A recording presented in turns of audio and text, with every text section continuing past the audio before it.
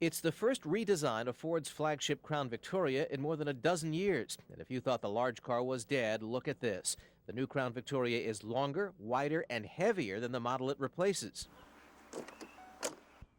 We found workmanship on our Crown Victoria LX to be excellent. Fit and finish far superior to the Chevrolet Caprice we tested last year. Paint on top surfaces was flawless, but we did notice that familiar grainy look on the sides of our test car, something you find now on most new cars.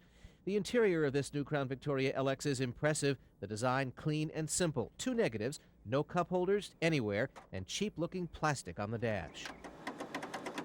Why don't they just forget the fake wood? Elsewhere, plenty of room and great placement of controls, including gas filler and trunk release buttons now on the driver's door. And speaking of the trunk, it's cavernous, swallowing our test luggage with half its usable space still left. The new Ford Crown Victoria has a new engine, too. The 4.6-liter V8, smaller than the 5-liter engine it replaces, but with 40 more horsepower. It is extremely smooth, quiet, and powerful. And speaking of quiet, you're not likely to find a car at any price that rides quieter than this new Ford.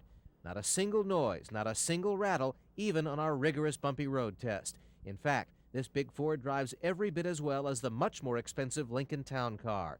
But like the Lincoln and other large cars, you'll give up a bit in handling. Under the severe conditions of the Channel 4 test track, the big Ford swayed a bit and the power steering tended to fade. And the Crown Vic horn isn't where you'd think it is. Because of the airbag, you can only blow the horn by pressing one of two marked buttons. I drove this new Ford more than 800 miles in local traffic. The EPA rates the Ford 4.6-liter V8 at 18 miles per gallon. In our Channel 4 test, it came pretty close, delivering just a hair under 17 miles per gallon in mostly city driving.